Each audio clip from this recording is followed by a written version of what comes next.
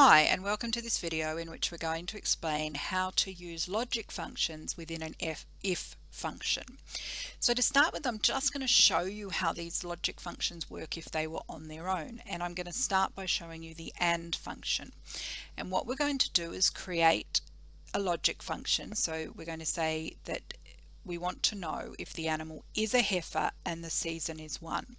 So because it's a function just like any other function we've used before, we start with the equals. And we say and we say if heifer equals 1, so that's when it is a heifer.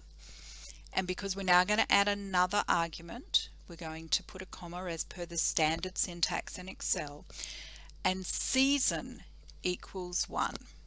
So if these two conditions are met, let me know. And so because in this case they're not, the response will be false. And if I just go down here,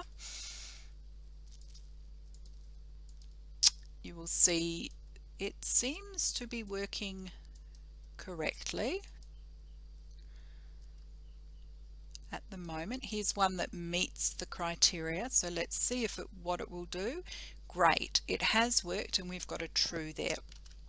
So I'm happy with that formula, and I could paste it all the way down. Now, if you think about the activity though, I'm wanting to actually reclassify it, and if it meets that criteria, I actually want to code it as a 1, and if it doesn't meet that criteria, I want to code it as a 0. So the way this works is and I would say I'm going to embed that in the AND function in if. So I will say if, and remember what we did with the AND. We said AND heifer equals 1 and season equals 1, comma, because now I'm going to say what I want it to do. We enter the value 1, and if that condition is not met, we enter the value 0. So let's just paste this down here and check, as I always do before going too far. It is doing what we expect, so it is returning a 1 when the values are true.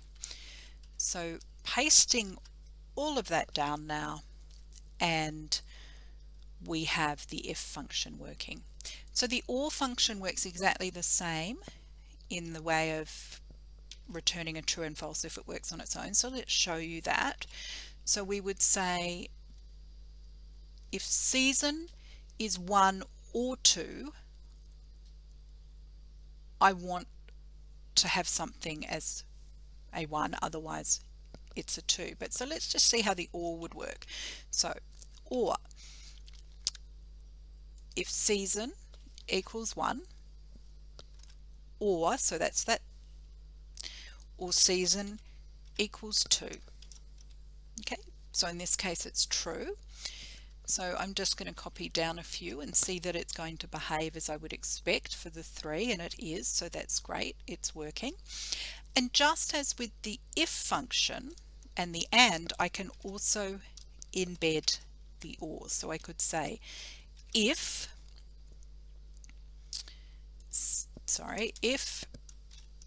or, open the bracket, so we're embedding a function within a function. If season equals 1, comma, or season equals 2, so those are the two criteria. Close that comma close that off now with the bracket because we're ending the function, comma, what are we going to do? We're going to return a 1. Otherwise, if the value is not true, give me a 0. Great, so that's working. Let's just check by doing a few. Yes, it seems to be doing great. So I'm going to paste that all the way down.